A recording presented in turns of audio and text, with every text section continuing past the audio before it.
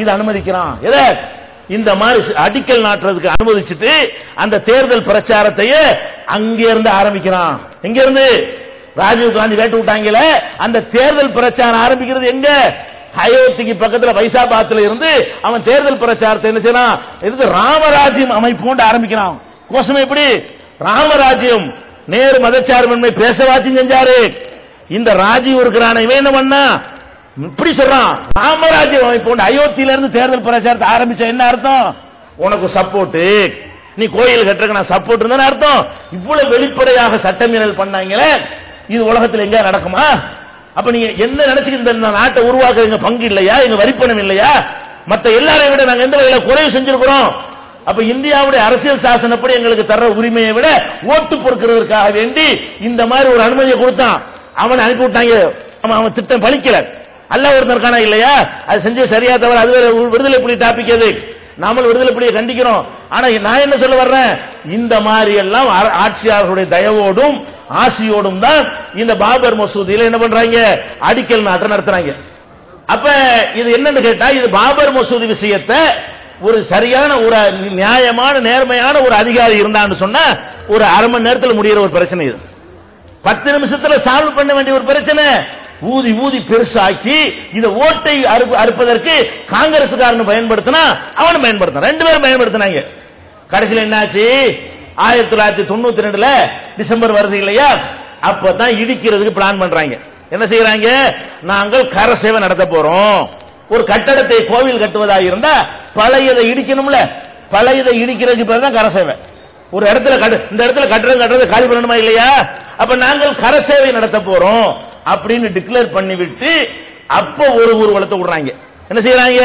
நாடு முழுவதும் ஊர்வலம் விட்டு நாங்கள் கர சேவை நடத்த போறோம். இது சம்பந்தமாக நீதிமன்றம், உச்ச நீதிமன்றம் வரைக்கும் இது கொண்டு போகப்படுகிறது. இந்த மாதிரி கர சேவைங்கிறாங்க, இடிச்சு போட போறாங்க, கோயிலை பள்ளிவாசல் இடிக்கிறது அவங்களுடைய திட்டம் என்கிற மாதிரி எல்லாம் நீதிமன்றத்தில் முஸ்லிம் அல்லாத நடுநிலையான இந்து மதத்திலே உள்ள மதச்சார்பின்மை நம்பக்கூடிய வழக்கறிஞர்கள் என்ன செய்யறாங்க?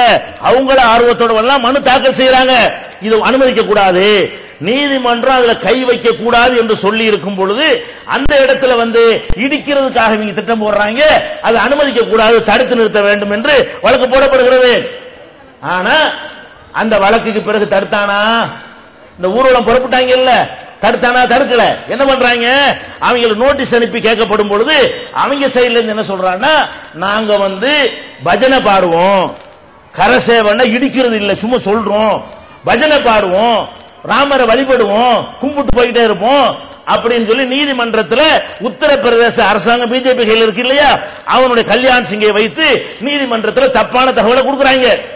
ஆனா அவன் என்ன செய்யறான்? நீதிமன்றத்தில் சொல்லிட்டு இருக்கும் போதே அவன் என்ன செய்யறான்? வெளியில சங் பரிவாரம் சொல்லுது, இல்ல பஜனை பாட நாங்க போகல, நாங்கள் கடப்பாறையால் தான் கரசேவை செய்வோம், மண்வெட்டியால் தான் கரசேவை செய்வோம், தவிர பஜனை பாட போகல. 2 டயலாக். கோர்ட்ல முதலமைச்சரா இருக்கான் கல்யாண் சிங், அவன் இடிக்கத்தான் போறோம்னு சொன்னா தடுக்கிற கடமையாயிரும், பொய்யா சொல்லணும். அதுக்காக இவன் என்ன சொல்றான்? அரசாங்கத்தில இருந்து அவங்க பூஜை செய்ய போறாங்க, மந்திரம் ஓத போறாங்க, வேற ஒண்ணும் செய்ய மாட்டாங்க, அவரை கலைஞ்சிருவாங்க அப்படின்னு சொல்லி அரசாங்கத்தில் சொல்றான். ஆனா போறானே அவன் சொல்றான், இல்ல நாங்க கடப்பாறையில் எடுத்துட்டு போறோம், மண்வெட்டியில கொண்டு போறோம், இடிக்கிறதுக்கு தான் போறோம்னு சொல்லி ஓபனா டிக்ளேர் பண்றான். அப்ப இந்தியாவில் உள்ள உளவுத்துறைகள் எல்லாம் இதை தகவல் பாஸ் பண்றாங்க. என்ன தகவல்?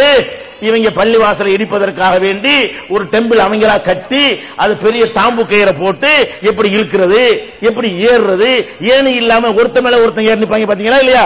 அதுக்கெல்லாம் ட்ரைனிங் இல்லாம திரும்பி ஏற முடியாது.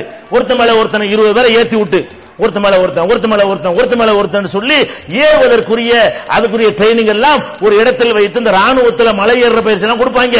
இந்த ராணுவத்தில் இருந்த துரோகிகளை கொண்டு அவர்களை கொண்டு பயிற்சி அளித்து அதுக்கு ஒரு கூட்டத்தை திட்டமிட்டு உருவாக்குறாங்க. நாங்க பூஜைன்னு பேசிக்கிட்டே இருக்கிறோம், நீ பாட்டுக்கு பூந்து அடிச்சிரு. இவ்வளவும் எங்க போகுது? இந்த நரசிம்மராவ் இருந்தானே, பிரதமரா இருந்தானே, இந்த நாய்க்கு போகிறது. என்ன போகுது? இடிக்க போறாங்க, கன்ஃபார்ம், அதுக்குரிய திட்டத்தோட வர்றாங்க அப்படின்னு வந்த உடனே கோர்ட் என்ன சொல்லுது? உச்ச நீதிமன்றம் தெளிவா நடவடிக்கை உத்தரவு போடுது, அழகான உத்தரவு. அது ஒண்ணுதான் இந்த விஷயத்தில் வழங்கப்பட்ட தீர்ப்புலேயே ஒரு உருப்படியான தீர்ப்பு என்று சொல்வதாக இருந்தால் சுப்ரீம் கோர்ட்டுடைய அந்த தீர்ப்பு தான். அந்த தீர்ப்பு என்ன சொல்லுகிறது? இது நீங்கள் உடனே தடுத்து நிறுத்த வேண்டும். மத்திய அரசாங்கம் ராணுவத்தை அனுப்ப வேண்டும், துணை ராணுவ படை அனுப்ப வேண்டும், அங்க உள்ள அதிகாரம் அதை பயன்படுத்திக் கொள்ள வேண்டும். தேவைப்படுமானால் அழகா சொல்லுதுங்க, ஒரு மாநில அரசாங்கத்தை மத்திய அரசாங்கம் கலைச்சான்னு வைங்க, கோர்ட்டு தலையில எப்பவுமே எப்படி நீ கலைச்ச, எப்படி அவசரப்பட்டு கலைச்சேன்னு கேட்பானுவ. 356 விதியை பயன்படுத்தி கலைக்கிறது. இந்த விஷயத்துல கோர்ட்டே சூசகமா கலைடான்னு சொல்லுது. எப்படி சொல்லுது? உச்ச நீதிமன்றத்துக்கு சொல்லுது. அதை தடுக்க முடியாமல் போனால் மத்திய அரசாங்கம் தன் அதிகாரத்தை எந்த வகையிலும் பயன்படுத்தி காப்பாற்ற வேண்டும் சொல்றான். அர்த்தம் வழங்குது அவங்களுக்கு. சுப்ரீம் கோர்ட் தீர்ப்பு சொல்லுது, உடனே டிஸ்மிஸ் பண்ணவன கல்யாண் சிங்க மாநில அரசாங்கம் தான் ஒத்துழைப்பா இருக்கிறான், மத்திய அரசாங்கம் அதுக்கு விட மேம்பட்ட அரசாங்கம் தானே. இவன் நினைச்சா உடனே கல்யாண் சிங் ஆட்சியை பறிச்சு கவர்னர் கையில கொடுத்து இவன் கையில எடுத்துறான். நரசிம்மராவ் அவ்வளவு பெரிய பொசிஷன்ல இருக்கிறான், அவ்வளவு பெரிய அந்தஸ்துல இருக்கிறான், அந்த இடத்துல இருக்கிறான். அரசாங்கம் போத்து வர சிக்னல் பச்சை கொடி காட்டுது, என்ன காட்டுது? படை அனுப்பு, வாழ்ந்து சட்டத்தை மீறி வருவாங்களே ஆனால் விடாத அப்படின்னு சொல்லி சுப்ரீம் கோர்ட் மட்டும் இந்த உத்தரவை போடுகிறது. கலைக்கிறது தேவைப்பட்டால் கல்யாண் சிங் அரசை, ஊபியில பாஜக தலைமையில் இருந்த கல்யாண் சிங் அரசு தான் இந்த இடிக்கிறதுக்கு ஆதரவா இருக்கிறது. அவங்க மாநிலத்தில் அந்த அயோத்தி அமைந்திருக்கிறது. அதனால அவனை காலி பண்ணாதான் இடிக்க முடியும் என்றால் அவனை காலி பண்ணு. இவ்வளவு சிக்னல் கொடுத்த பிறகும் இவன் கல்லூரி மங்க என்ன பண்றான்? நரசிம்மராவ் ஒரு நடவடிக்கை எடுக்கலங்க, ராணுவத்தை அனுப்புறான். என்ன உத்தரவு? ஒரு தொலைவில் நீங்கள் பாதுகாப்பா நின்று கொள்ள வேண்டும். அவங்க உத்தரவு அவ்வளவுதான், தொலைவில் நின்று கொள்ள வேண்டும் அப்படின்னு சொல்லிட்டு உத்தரவு போட்டுறாங்க. இடிக்கக்கூடிய வர்றான், போலீஸ் பார்த்துக்கிட்டு நிக்கிறான், ராணுவம் பார்த்துக்கிட்டு நிக்குது, துணை ராணுவம் பார்த்துக்கிட்டு இருக்கிறது.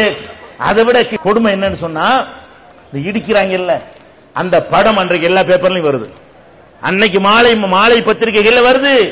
இந்த இடிக்கிறதுல காவியை போட்டுக்கிட்டு போலீஸ்காரன் ராணுவம் நிக்கிறாங்க. காப்பாத்த போனவன் அப்ப இவன் எந்த மாதிரி காப்பாத்த போயிருக்கான விளங்குதா? யூனிஃபார்மா டியூட்டிக்கு போனவன் அவன் போலீஸ்காரன் போலீஸ் யூனிஃபார்மோட நின்று இடிக்கிறான்.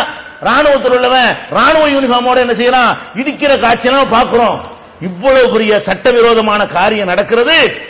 இவன் எங்க இருக்கான்னு தெரியவில்லை. டிசம்பர் 6ஆம் தேதி நரசிம்மராவ் எங்க இருந்தான்? யாரும் தொடர்பு கொள்ள முடியல. பேப்பர்காரன் தொடர்பு கொள்றான், தெரியல. பெரிய அமைச்சர்கள்லாம் கொந்திச்சு போய் கேட்கிறாங்க. சவான்ல இருந்து பெரிய பெரிய அருண் நேர்ல இருந்து பெரிய பெரிய தலைவர்கள் அவனை கான்டாக்ட் பண்றாங்க. எங்க இருக்காருன்னு தெரியல. ஏன்?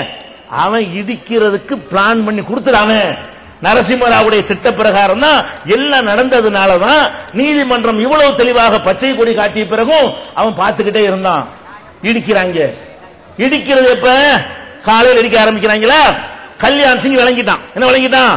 நம்ம இடிச்சிட்டோம், இடிச்சவங்களை தடுக்கல, இதுக்கு பிறகு பதவியில இருந்தோம்னு சொன்னா டிஸ்மிஸ் பண்ணிடுவாங்க, நீதிமன்றமே டிஸ்மிஸ் பண்ணிவிடும் தெரிஞ்ச உடனே சாயந்தரம் 5 மணிக்கு முக்காவாசி இடிச்சு காவாசி இடிக்காமையும் இருக்கிறத அந்த ஒரு டைம்ல ராஜினாமா பண்றான். யாரு? அவனை பாராட்டணும். ஏன்? அவன் பதவியை விட அந்த மதவெறிக்கு முக்கியத்துவம் கொடுத்தான். பாத்தீங்களா? அப்ப நம்ம பள்ளிவாசல் காக்குறதுக்கு எவ்வளவு பெரிய தியாகம் பண்ணனு. பள்ளிவாசலை இடிக்கிறதுக்காக வேண்டி முதலமைச்சர் பதவி வேணான்னு சொல்லி விட்டுட்டு போன ஒருத்தன். அப்ப நம்ம பள்ளிவாசலை காப்பதற்காக இதெல்லாம் தூக்க நினைச்சுக்கிட்டு இருக்கிறாங்க. நீ எப்படி 49ல சிலையை வச்சுட்டு 92ல இடிச்சியோ, 43 வருஷம் எடுத்துக்கிட்டியோ, அதுதான் 17 வருஷம் ஆயிருக்குது. நாங்களும் ட்ரெயின் பண்ணுவோம், நாங்களும் தயார்படுத்துவோம், நாங்களும் அதே வழியில் வருவோம். நாங்க அதுக்கு தான் இந்த சம்பவத்தை உங்களுக்கு சொல்றேன். அப்ப திடீர்னு போயிட முடியாது. அனைத்து முஸ்லிம்களுடைய பிரச்சனையா இது ஆகும், மிக விரைவில் ஆகும். நீ உன்னுடைய ஒட்டுமொத்த ராணுவத்தை கொண்டாந்து நிப்பாட்டி எங்களுக்கு எதிராக நீ பீரங்கியை நிப்பாட்டினாலும் மீறிட்டு போய் செய்வான். அவனுக்கு போட்ட திட்டம்